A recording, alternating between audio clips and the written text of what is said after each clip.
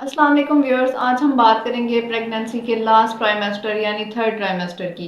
Pregnancy के last trimester में females को अपनी डाइट का बहुत ज़्यादा ख्याल रखना चाहिए और उसके साथ साथ इस चीज़ का बहुत ज़्यादा ख्याल रखना चाहिए कि वो कहीं प्रीमेच्योर डिलीवरी की तरफ ना चली जाएं या वक्त से पहले उनकी डिलीवरी ना हो जाए।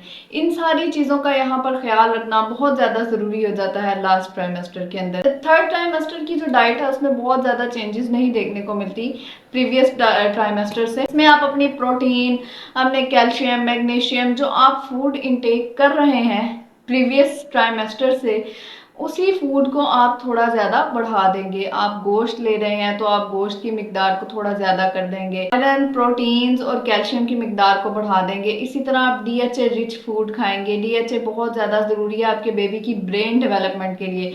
और थर्ड ट्राइमेस्टर में बेबी की ब्रेन डेवलपमेंट बहुत ज़्यादा तेज़ी से हो रही होती है, बहुत ज़्यादा फास्ट ग्रोइंग हो रही होती है आपके बेबी की ब्रेन की। इसलिए आपको यहाँ पर ऐसे फूड्स खाने की बहुत ज़्यादा ज़रूरत होती है जो बेबी के ब्रेन की डेवलपमेंट में बहुत ज़्यादा हेल्पफुल हो। जैसे नट्स हैं, यहाँ पर ड्राई फ्रूट्स हैं, यहाँ पर बहुत ज़्यादा हेल्पफुल होते हैं ब्रेन डेवलपमेंट में। इसके अलावा आप जिंक का इस्तेमाल अपनी डाइट के अंदर भरपूर रखें। जिंक बहुत ज़्यादा ज़रूरी है आपके बेबी की फॉर ब्रेन को एक्टिव करने के लिए, आपके बेबी की डिसीजन पावर, आपके बेबी की एक्टिविटीज़ और आपके बेबी की जो ग्रोथ पावर्स होती हैं, इन पर बहुत अच्छा इफेक्ट करता है जिंक।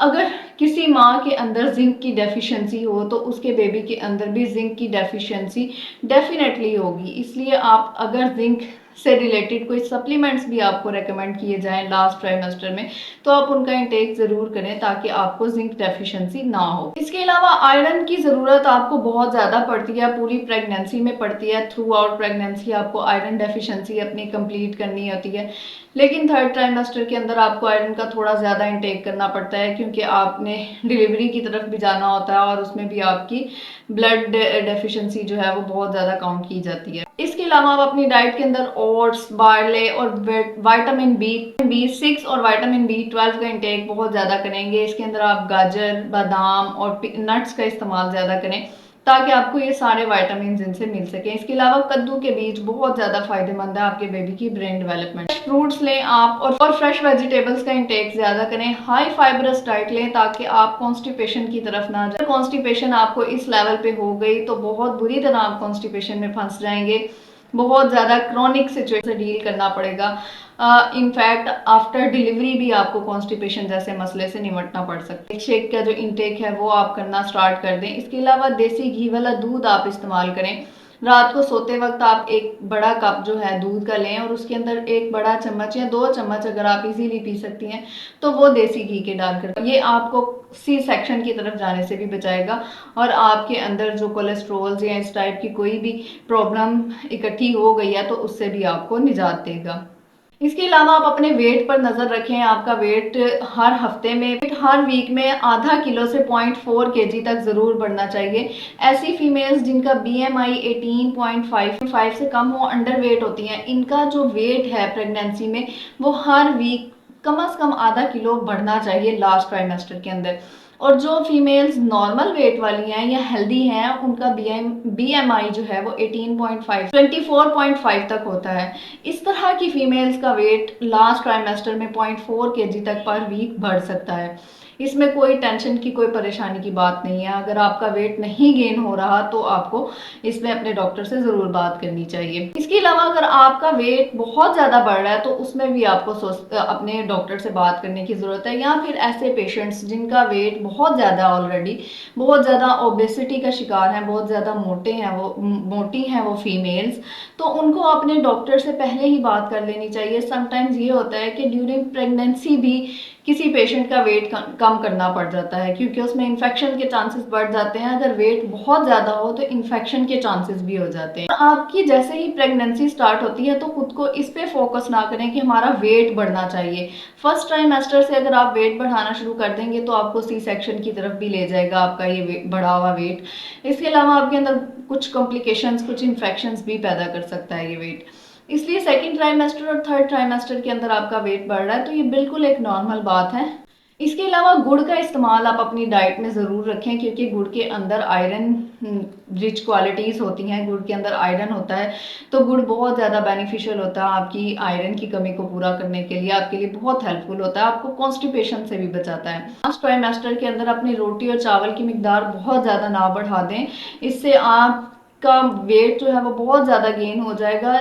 इसके बरक्स जो है आपकी न्यूट्रिशन वैल्यूज़ पूरी नहीं हो पाएंगी। कुछ फीमेल्स बहुत ज़्यादा रोटी चावल रोटी चावल रोटी चावल इसको बहुत लाइक करती हैं प्रेगनेंसी में। इससे आपकी बेबी को कंप्लीट जो न्यूट्रिशन वैल्यूज़ हैं वो नहीं पहुंच सकती। आपकी भूख तो मिट जाती है लेकिन न्यूट्रिशन वैल्यूज़ आपकी कंप्लीट नहीं। जंक फूड का बहुत बार मैंने जिक्र किया है। आपको किसी भी बीमारी में, इवन आप अगर नॉर्मल हेल्दी पर्सन भी हैं, आपको जंक फूड अवॉइड ही करना चाहिए, आपको जंक फूड इस्तेमाल नहीं करना चाहिए। प्रेगनेंसी में तो आप बिल्कुल जंक फूड के अबाउट सोचें भी मत कि आप जंक फूड, बेवरेजेस, कोलाज इन चीज़ों का इंटेक कर रही हैं, तो आप बहुत ज़्यादा गलत कर रही हैं अपने साथ भी और अपने बेबी के साथ भी। आपके कैल्शियम क्या किलर होते हैं ये बेवरेजेस और ये जंक। प्रेगनेंसी के दौरान अगर आप अपना कैल्शियम पूरा नहीं करती तो आपकी बॉडी ने कैल्शियम पूरा करके बेबी को तो देना ही देना है। वो चाहे आपकी हड्डियों से दे रही, वो जो कैल्शियम है वो आपकी हड्डियों से लेकर बेबी को दे रही है। इसलिए जब आपकी फर्स्ट प्रेगनेंसी है तो आपकी हड्डियां जो हैं वो कैल्शियम बेबी को दे रही हैं, सेकंड प्रेगनेंसी में दे रही हैं, लेकिन थर्ड प्रेगनेंसी में आपकी बस हो जाएगी, आपकी हड्डियां बिल्कुल आपको जवाब दे जाएंगी अगर आप कैल्शियम का इंटेक नहीं कर रही और आप जंक फूड का बहुत ज़्यादा इस्तेमाल कर रही हैं। तो आपकी हड्डियां बिल्कुल आपको यहाँ पर दुखना शुरू हो जाएंगी, आपको बहुत ज़्यादा पेन रहने लगेगी। स्पेशली बैक पेन की बहुत ज़्यादा प्रॉब्लम देखने को मिलती है हमारी फीमेल्स में। बैक पेन की प्रॉब्लम इसलिए भी ज़्यादा देखने को मिलती है कि हमारे पोस्चर्स बहुत अजीब होते हैं। हम बैठने में, उठने में बहुत अजीब जो है वो बिहेवियर्स करते हैं। बिल्कुल स्ट्रेट बैठें। लोग आपको कहें कि कितनी एरोगेंट है, कहने दें, लेकिन आप बिल्कुल स्ट्रेट बैठें। इससे स्पेशली इससे ये भी होगा कि आपको जो सांस फूलने वाला प्रॉब्लम है वो लास्ट ट्राइमेस्टर में बहुत ज़्यादा बढ़ जाता है। लास्ट ट्राइमेस्टर में क्योंकि बेबी का वेट बढ़ रहा होता है, बेबी बहुत ज़्यादा ऊपर की तरफ जगह लेना शुरू कर देता है। तो इससे आप अगर बिल्कुल स्ट्रेट बैठेंगी तो इससे आप सांस फूलने वाला मसला है ये भी कम होगा। आपके जो फेफड़े हैं वो ऊपर की तरफ प्रेस हो रहे होते हैं, उनको सही तरह से मूवमेंट की जगह नहीं मिल रही होती बेबी के वेट की वजह से या बेबी की लेंथ की वजह से। तो उसकी वजह से आपको सांस फूलने का प्रॉब्लम हो रहा होता है। सांस के लिए मैं आपको एक एक्सरसाइज बताती हूँ। आप अपना यहाँ एक हैंड रखें और एक हैंड बिल्कुल लोअर एब्डोमेन पे रखें। इस तरह ब्रीथ इन करें और बिल्कुल ब्रीथ आउट करें, फिर ब्रीथ इन और फिर ब्रीथ आउट करें।